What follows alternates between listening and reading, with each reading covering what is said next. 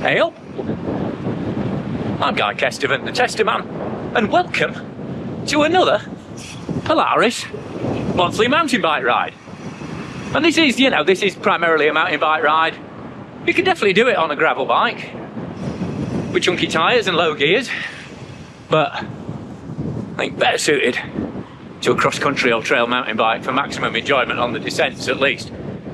Because it's a couple of absolute belters, plus a really nice long one to finish. Inevitably, that means some fairly prolonged drags up. It's a long climb now, isn't it? But we've got 50k ahead of us, out of the beautiful Nidderdale area of outstanding beauty. Actually, not sure. Well, that's where we're heading. Nidderdale area of outstanding natural beauty. But we're heading out from Kirkby Malzeard. And with all the other routes in this Polaris series, there'll be a full write-up, GPX, Strava fly-through, and some nice lifestyle pictures of me, Jonty and Ryan. Because there is a calf, so we can do the lifestyle lunch thing halfway around, and all those details will be on the Polaris Bikewear website. So, enough chatting, let's get rolling. Right, so this is the road up to Gill, and you can go straight on, but just for a bit of variety, and first bit of off-road, going to drop in down this bridleway here. It's actually been improved recently, so it's pretty smooth, but still a bit of rock around if you are on a gravel bike.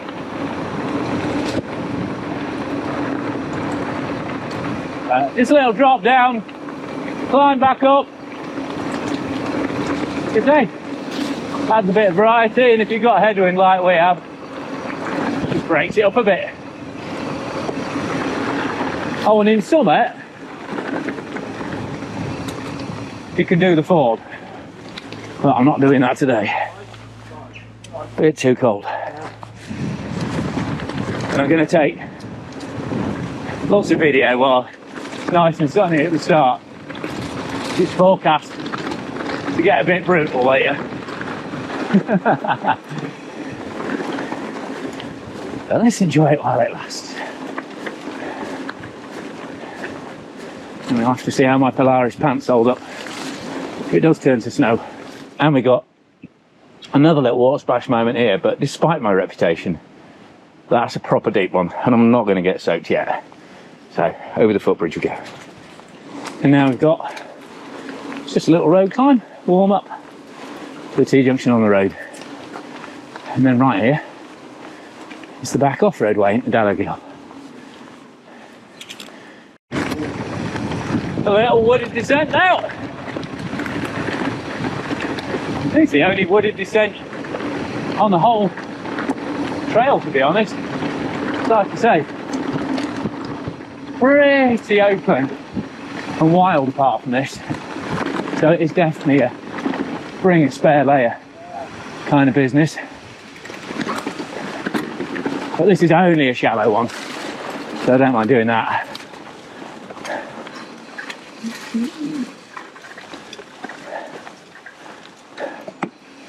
And then, lovely little Lost Valley this. But there are some bridleways, not out of here, but along the fields further up.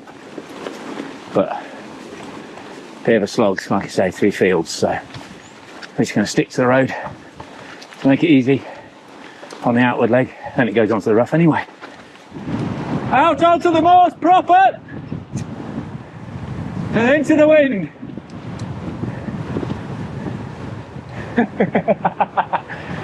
This is the last building we'll see for a while. Jonty's going aero, even though he's dressed like a Michelin man for some reason. And now we're off the road for the last pull over the top. About 12k in. Yeah, but don't bother going hard early on this one. It's one of those long pulls that'll come and find you. The weather's coming in a bit now as well. But as you can see, it's a good all-weather surface. So, the rolling's always going to be pretty good under the wheels, even if you're taking a battering from the weather. But if you do fancy going looking for some good weather, fancy testing yourself against the elements, if it hasn't snowed where you are, there's a fair chance it will have snowed up here.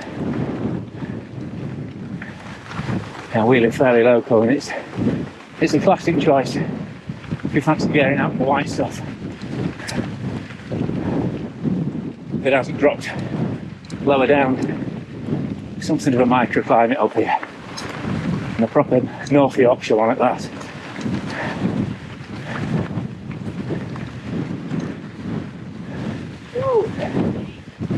Well then, thanks very much.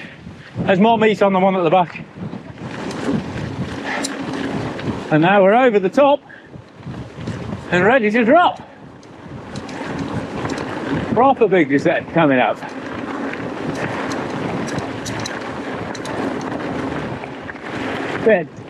This kind of terrain all the way down. A bit loose, rocky, few sniper blocks.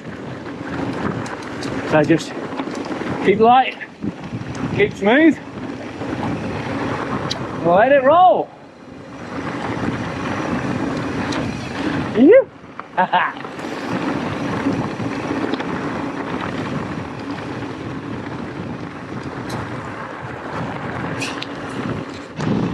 And it's a cracking view down into Nidderdale, over to Whernside, on the far side as well, over to Grassington.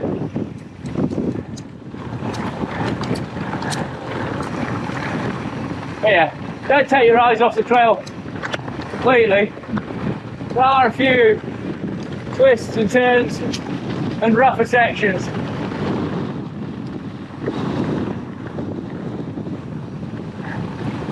I don't want to let go of the bars and turn the camera off, so you're getting an extended edit on this descent.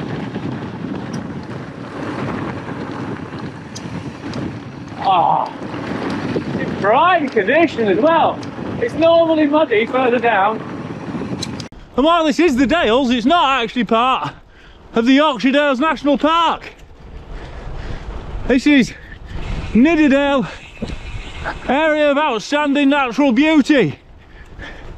Don't get national park status until you're over that next set of hills and into Wharfdale.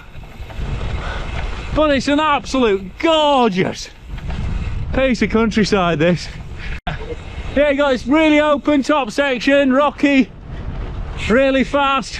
Then you got a bit of a soggy gully section where you tend to be sliding about a bit, certainly in winter. Just kind of funnels the water into it, and there's a couple of big water bars on the entry as well. So you got a spot where there's like a ramp stone, and then it steepens up. And they've graded it, to be fair. It's not as crazy as it used to be, but oh, watch out! Tractor! Cheers, mate!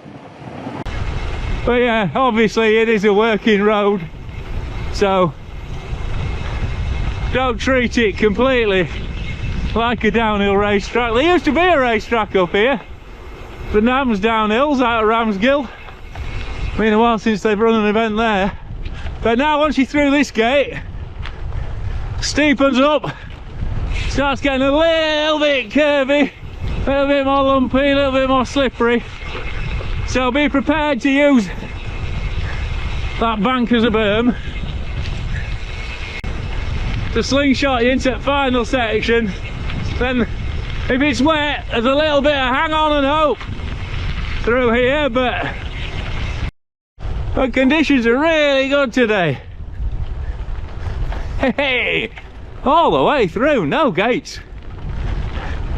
That is a major bonus for this descent. There we go.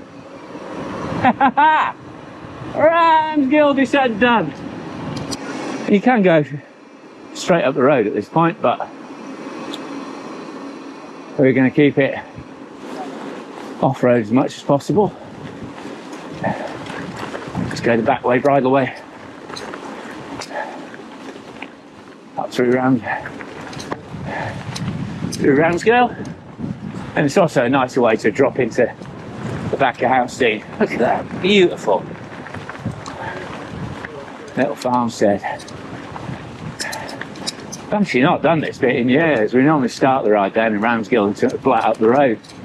So nice to do this old school section when you can just do a shorter loop, starting and finishing in Ramsgill. I mean, you can do a shorter route, starting and finishing in Ramsgill, which means you get that about 8% at the end. It's a pretty fine way to finish, to be fair. But thought we'd extend this one out for you. Then you've always got options, haven't you? Ryan and I were just saying we thought last time we did it, which was years ago, it used to be much more of a boggier slog. It's alright today. Certainly not bad for mid-March anyway. I think this was the potentially soggy bit we were thinking about. But even so, there's a firm footing of rock underneath it. There's your classic Dales field barn. See one of those in nearly every field up here. Reservoir into livestock. Storing feed.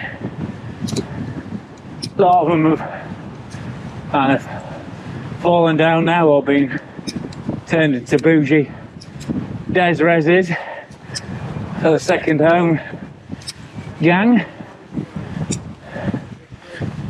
And now you can see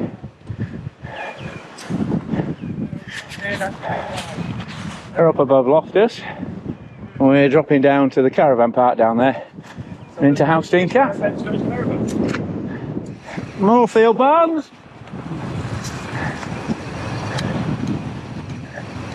And a little bit of grassy descending, I hope. What are you doing here? You? Yeah, I see you, know what's up. Morning, Mum.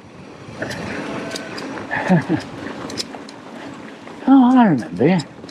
Little drop down. Is it a ford or a bridge or a gate?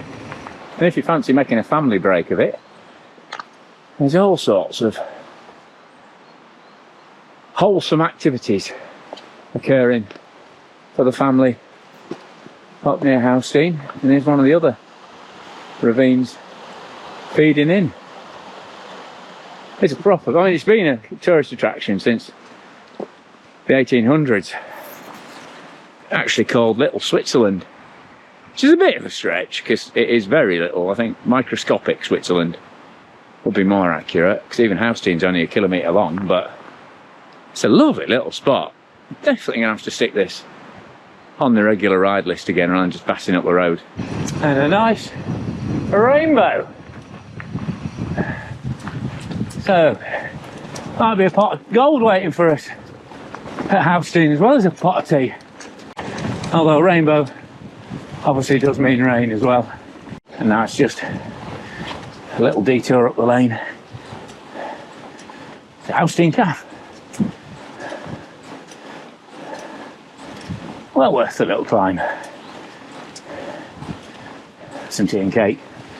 And it's open all year round. Through the week as well as the weekend. So, but having said that, obviously it's always worth checking, just in case. Here we go. Stean Gorge. And I do camping and canyoning and all sorts here too. And the fancy thing about Stean, as well as the tea and the cake and the tea cakes, is the fact you've got lots of flowers that let you see Well, it's definitely worth doing. up the gorge. So don't sit there if you've got vertigo. Right, now we've got the road climb over to Middlesmore, and then the off-road climb beyond Middlesmore over to Scar House. So settle in, tell your legs to shut up. Now we're in Middlesmore.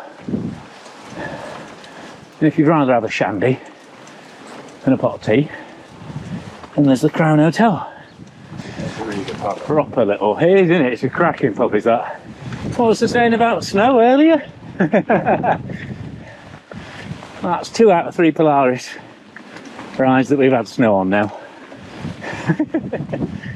See how this develops. On this climb, ebbs and flows in terms of smoothness over the years. It's about as smooth as it's going to be at the moment. A few patches of loose rock, but mostly hard packed for the shooting season. And then it'll get a load of rain and weather on it, and it'll become a far more entertaining, gouged out, bouldery mess that it used to be. So at least there was a challenge to riding it then. That's just a case of plugging away on the pedals. And now we're coming over the top of Middlesmore for the big reveal. Dropping down to Scarhouse, so you've got Whernside over there and Kettlewell, Bucknam Pike. There is actually a bridleway up over there, but to be honest, it's a bit of a grassy, lumpy beast. That's not one I'd recommend. But this descent, again, like the climb, it ebbs and flows. It's fairly groomed at the moment, but it's still a fun drop-in. So as we come round this corner here, you'll get a full reveal of the dam. Scarhouse Reservoir and Angram Reservoir above it.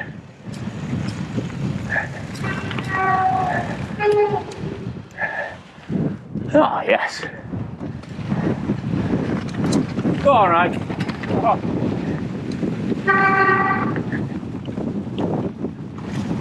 So it starts off with the kind of rocky top section into these S-bends. Ryan's taking the wide line. What line he's taking there? It's a little bit greasy. I'll give him that. Oh, you know what I've done? I've put the lockout on. Hang on. Oh, what a muppet. Ah, keep getting this wrong on the shock. Right. Expert bike tester in lockout disaster shocker.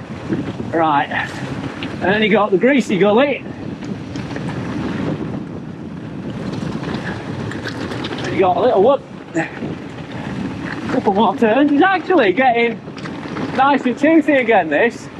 Again, they really groomed it out, which spoilt it from a mountain bike point of view. It made it a bit easier on a gravel bike. Then you got these flat, no camber corners. Get your foot out, get ready to slide. Tomac style. You know what I'm on about there. And then all the way down the reservoir itself. Although obviously, you know, it can be busy in summer, so don't go too mental. Keep your speed in check where there's no sight line. Don't go giving mountain bikers a bad rep. And there we go. Scarhouse down descent. A lot smoother if you take the lockout off. And this is a hell of a dam, this Scarhouse. It's the biggest one of 3. There's Angram further up the valley, and then Gowthwaite down near towards Paisley Bridge. But 2,000 feet long, 600 metres, 1 million tonnes. Over 1 million tonnes of stonework went into this down. If you look beyond, you can see there's the incline up to the quarry where a lot of it was pulled out of. But I think it's something like 273 metres high, if you look off that side. Started in 1921, finished in 1936 to provide water for Bradford. There's actually a mostly underground aqueduct that runs all the way to Bradford from here. It's a hell of a distance. It's over 30 miles, I think. Oh, here are the oyster catchers. It's a cracking spot for bird watching. And there is a car park as well, if you fancy driving up to here, and it has a calf. Saturdays and Sundays during the summer, run by the same people who do house steam calf. Oh, look at that for scenic. Hey, it's trying to match that Sutton Bank ride I did last month. But as we go up, you can just about see Angram Reservoir up there. There's actually a deserted village, the ruins thereof. And you can go up this track further on.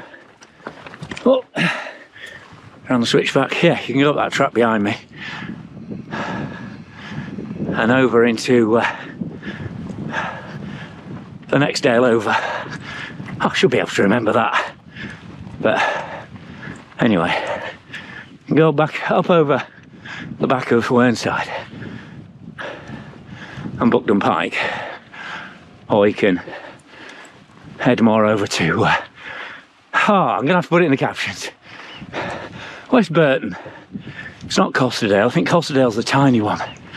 Cravendale? Or is that Milk? Anyway, beautiful riding over the lump. But we're heading up round now to what they call Dale's Edge. If you look over there, you really squint, you can maybe see the remains of the village that was built for everyone who lived here when they were constructing that dam. 2,500 people lived there. There's a railway up to it and all sorts. Had a cinema, dining hall, church, and some of those buildings got repurposed. I know one is Darley Village Hall, fairly near to me, but yeah, proper community up here back in the day. Considering how close you are to places like Harrogate and Leeds, it really is proper bit of remote beauty, is this. Yeah, if you haven't gathered that by now, the weather can change quite quickly up here. So, be a sensible adventurer and bring some spare layers. Because it's a lazy wind, is this? It goes through you, not round you.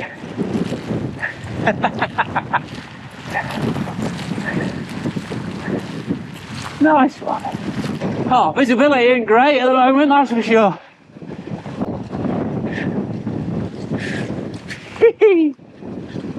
Oh, proper weather. And then you've got this little twisting drop down round the corner, and then power climb back up. Now we're dropping in this little bridge. Make sure you downshift for this one. God knows if you can actually see anything through the lens, but yeah, saddle up, gears down, a little bit of a traction test to this. Whoa! Actually got quite a lot of loose grit on it now. Again, it changes depending on what or who's been up here recently. Thick snowy blue beyond it. Thick snowy blue beyond it. Classic Scar House is this.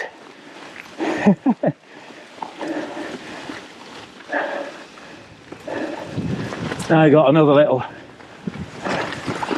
floor up to contend with. Not quite enough for a Classic Scar House photo. I left here, it's still there. Yeah. Not surprised. I'm going into the little gully, I couldn't see a thing, it was just smashing into my eyes. And see? I had to... Optical trauma. Get some specs, mate. Yeah, I know, that's what I was cursing, not bringing any. And now this is Dale's Edge. I tell you what, Yorkshire doesn't have to pull the lighting out. These Polaris rides. Look at that for some contrast. Awesome. And as you can see, still, very much an all-weather surface. quite lumpy.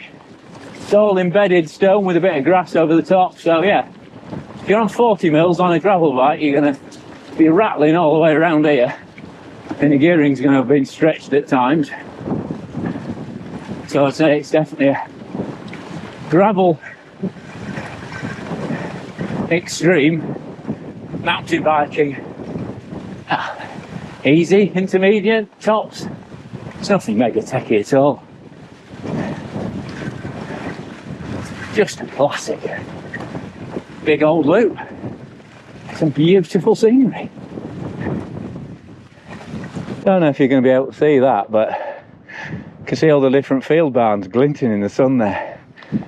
And then back up, Wernside's got a proper coating of snow. And there's Scarhouse Dam. And the Resi. Fantastic. Yorkshire! Yorkshire! Yorkshire! God's own county. Doing it again. Woo! And the nice thing is, because we battered up Middlesmore into a headwind, well, kind of head crosswind, we've got a belting tailwind around Dale's Edge, because it's always a bit of a sadness when you've got to push into the wind around here, but then you've got a bit of wind assist and you can properly rip along here. Just a wonderful bit of contouring double tracking with these incredible views.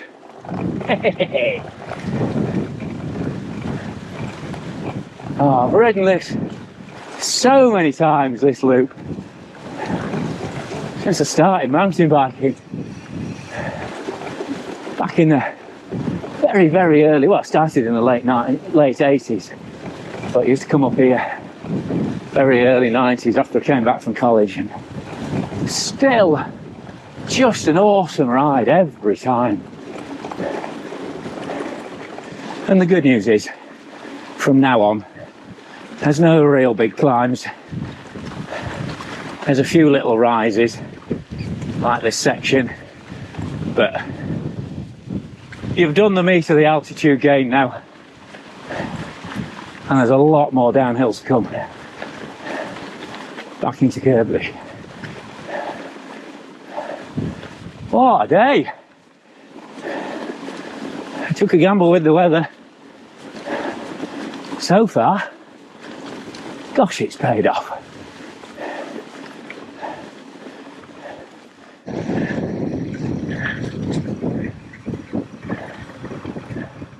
And we've got this cheeky little rocky descent.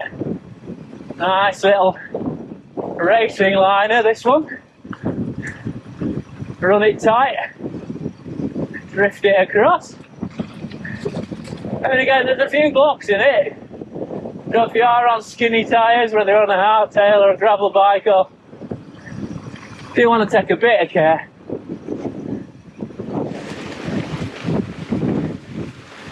so just across the road, had a chat to a couple of hikers who said they'd also not seen a soul all day.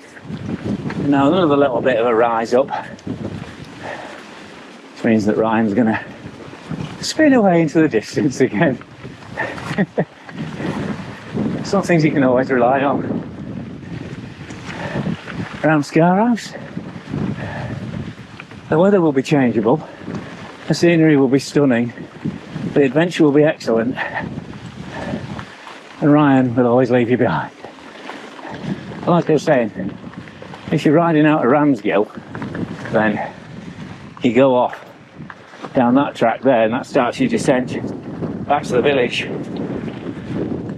But we're now tracking back across the moors into Kirkby. So 35k done. And now majority downhill, or at least rolling all the way back.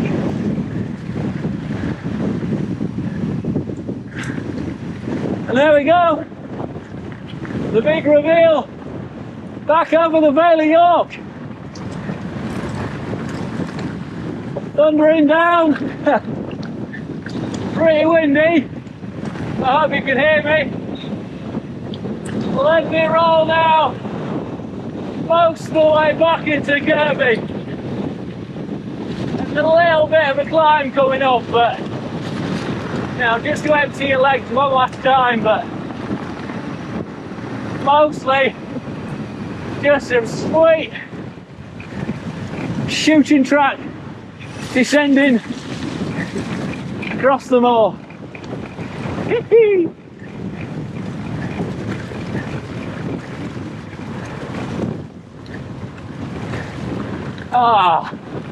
Just perfect riding, but make sure your bottles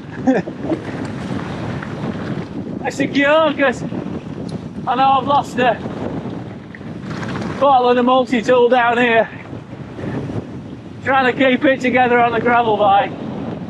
And again, just watch out for some of the sniper rocks. Chelsea's trying to do the blocking strategy up front. Over Ryan. Yes. Might end up being longer than usual, this video, just because making the most of the descending footage. Hopefully you won't mind when the riding's as good as this, though.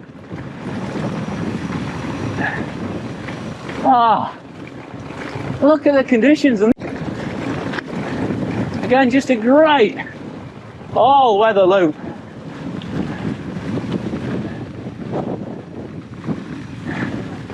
And now, even a bit of sand.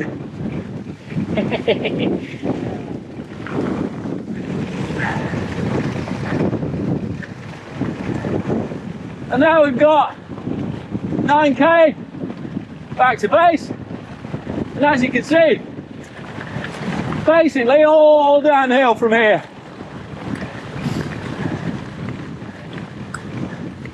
At least half of that on this rocky moorland track, and a tiny bit of road to warm down at the end. Make sure you stay straight on here, because that way takes you down to Massam.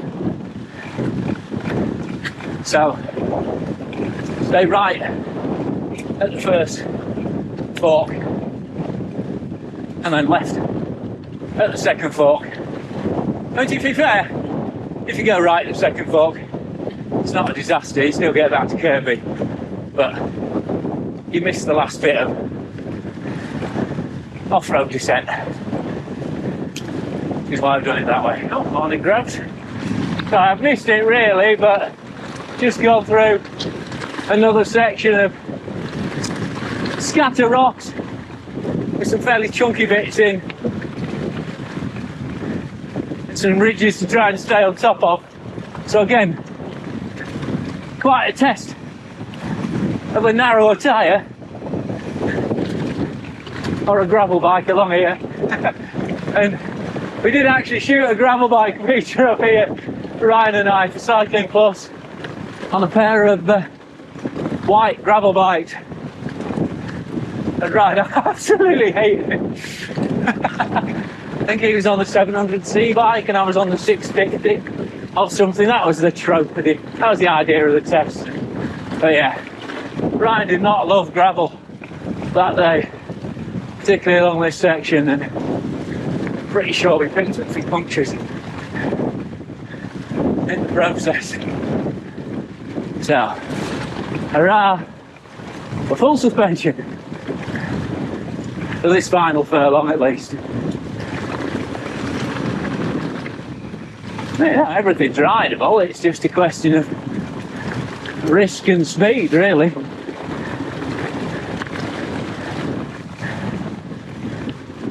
I mean, I'm only on the 225 at the back. It's not like I'm on mega rubber.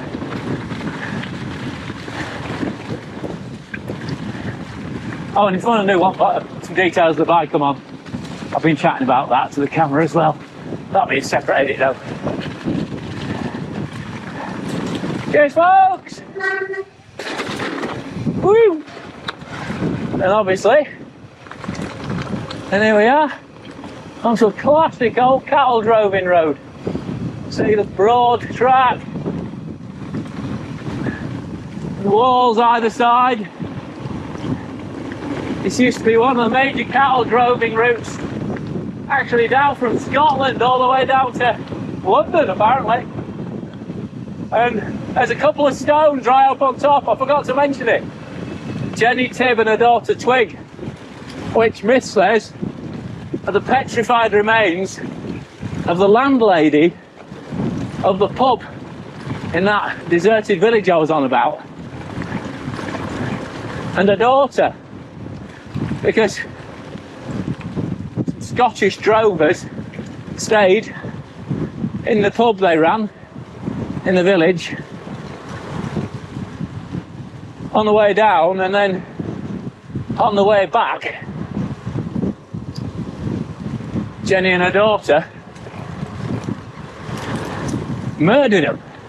So obviously they'd sold the cattle and they had plenty of money on the way back, but they didn't murder the dog who was with them, and the dog ran back and raised the alarm, and when they went up to arrest them,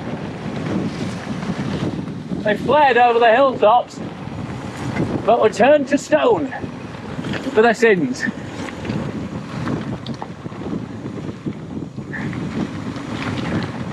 But for our sins, we're getting this lovely, long, again, fairly rough and rocky, depending what bike you're on, Grove Road descent now, all the way down to the farm at the bottom. So make sure you enjoy this bit, because it's kind of the last bit of off-road. But again, you know, these are farm tracks, so you'll get horses and cattle and wagons on them, so don't go crazy. It's about enjoying the countryside, not being a menace to other users. So I seem to remember coming around this corner once, straight into a massive slurry tanker.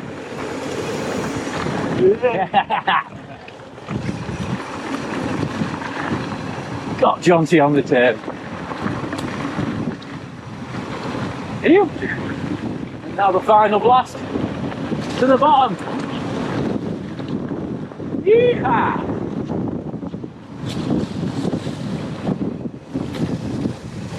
And just a little climb up to the road. And like I say, warm down back in. And as it's the end of the ride, treat myself to one last little splash down.